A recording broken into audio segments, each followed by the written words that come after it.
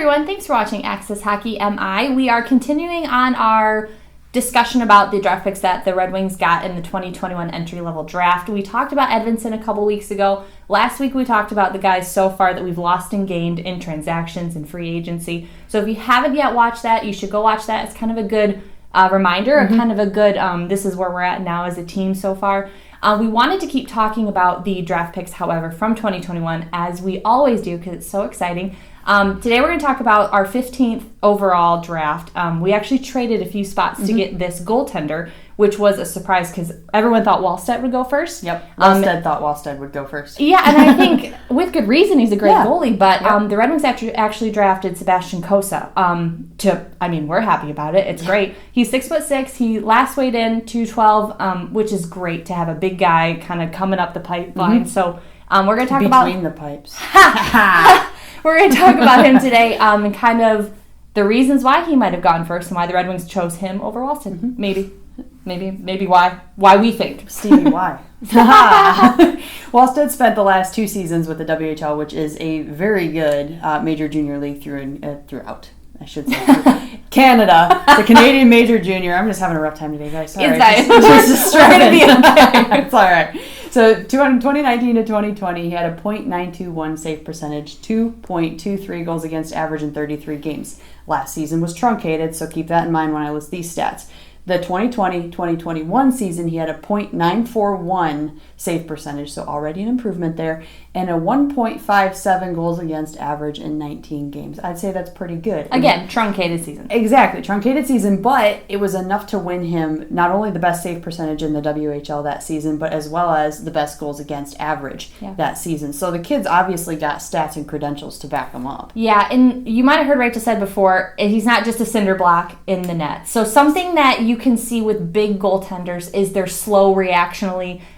Not like, see, Fleury, he's a big goalie. Marc-Andre Fleury, now with Chicago Blackhawks. Weird. What? So weird. Marc-Andre Fleury, he's a big guy. He's very reactionary. He's very, big in his movements. I would say Cossa is kind of the opposite. He's not an over-dramatic goalie. He doesn't overcorrect from what we've seen in the footage that we've seen. He's got very tight movements. He doesn't overplay the puck. He doesn't use too much around him as far as, he's not always getting out of his net to go get the puck when he shouldn't be. You know, he knows his position. He plays his position well. And I think those are things, to me personally, for a big goalie. And I do think that he is smooth with his movement so far. Because like I said, sometimes with a bigger goalie, he's slower to get down, slower to get up. You know, those are just things that you learn. It's a lot of body to move around and in such a tight space. I mean, a crease is not huge. They're a little bit bigger than what they used to be, but still maneuvering a body quickly enough, especially as you're getting up in leagues like he's we'll talk about this later as far as development, but he will remain in juniors. And so that's something where he's going to have to kind of, mentally, I think, get accustomed to the fact it's going to be a heck of a lot faster in other leagues. So the awareness he has with his body right now is a really good place to start. And that's not it. So mostly what the Red Wings liked about him was his mental game. So Rachel's going to touch on the mental game. Yes. This is my favorite part because it's the stuff that doesn't show up on the score sheets and stat sheets. The where you're like, okay, he doesn't have better stats than another goalie, but this is his difference maker. It's the stuff you can't quantify, and that's something you only see in a player as they go through the leagues. Yeah. So his mental fortitude is what Draper called it, is his ability just to lock in, to focus, to take each play calmly and not be overreactionary like Janae was saying, but he also has in his own mind very high expectations for himself, and he's going to pursue that and push himself to do that. So that's a good place to start because we're going to push him very hard. There's a lot of expectation for the Detroit goalies right now. If a player doesn't have, so like Rachel said, development is a long road, and if you watch any of our videos, you know development's a long road. It's not overnight. Even if you're a super great player,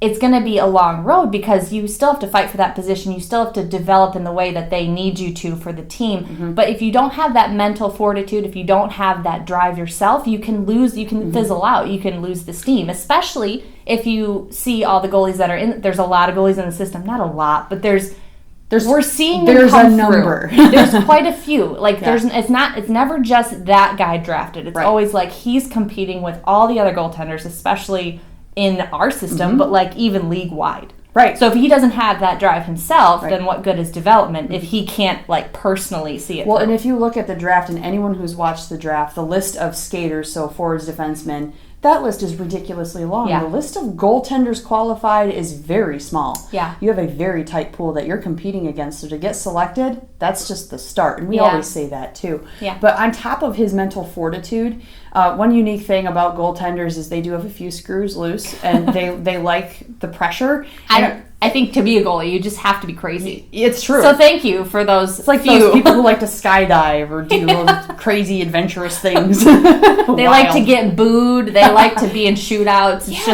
I don't understand. And we're happy they do. But thank you. Maybe that's why the list of eligible is so small, because there's not many. They're like, it's even more in the bigger leagues. Exactly.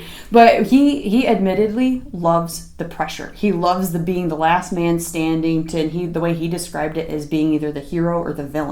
To me, that scared the crap out of me. No thanks. Yeah, but it's he to loves prove that. himself. I think he likes the stage to prove himself on, to show the work he's been putting in, to show that he can actually handle the pressure. And I think that that's great. Yeah. To have in a goaltender, and I mean any player, but in a goalie, that's fabulous. Yeah, and it's one of those things. It could be a strength, it could be a weakness, but in this case, I think he's kind of channeling it correctly, where he knows his team depends on him, and the game depends on him, and the goalie is the last man standing. Well, and I think it does show a competitive edge against the guys in our system that he's going against, because if they don't have the same drive, they could fizzle out. They could not put as much into it as maybe he will. So I think he's really going to push for his own position. Name and for his own position. And it's kind of almost something similar to what, like on the flip side, we saw with Philip Larson. He came in with a ton of expectation, but I think that mental fortitude is something that he lacked going into it. So he had all the accolades. He did really well in college.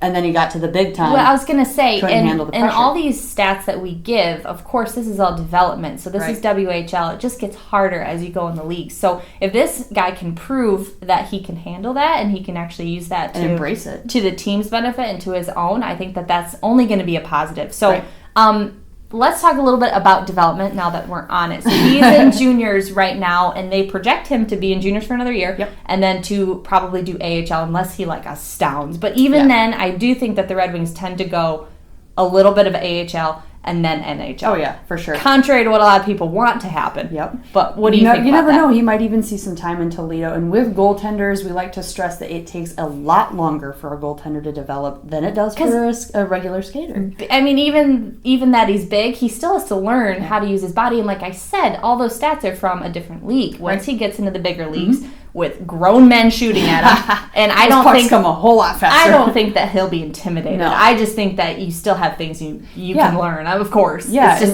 And training that kind of reaction. So if you think about it, if you're out on the ice and you're a D-man or a forward, you have another player to quick shoot the puck to. A goalie, a lot of times he has to decide between stopping it completely, letting that rebound go, making a play himself. Yeah. There's a million things, and also I think something that I think a lot of people forget too is the physical demand. They're in there the entire game. Yeah. It's not. They don't get a line change. It's the mind, which is great that he's got this mind for it anyway. And then I was also thinking that I'm not sure how closely they are, like the goaltenders are coached in the WHL. I'm not a pro on that, but once you get, especially in our system, AHL, NHL, you have a goaltending coach. You've got someone, you have a system that you're working through. We've talked about this before.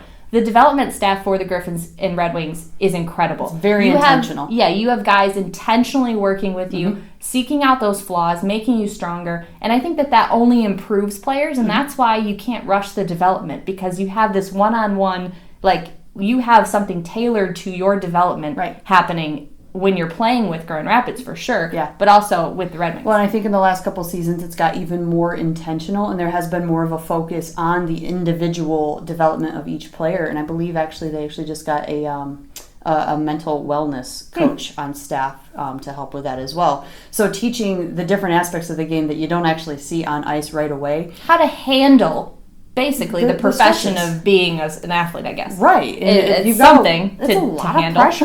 Yeah. And it's a job just like anything else. Well, Cossa's going to have to get used to a more rigorous workout schedule, a more honed-in diet and nutrition plan. And it's not to say that's not in the WHL and what he hasn't been doing thus far, but it's a lot more intense. Yeah. So again, guys, it's going to take some time, but I mean, overall, I think he was a really good selection, even if we traded up for him. I know everyone freaked out about that.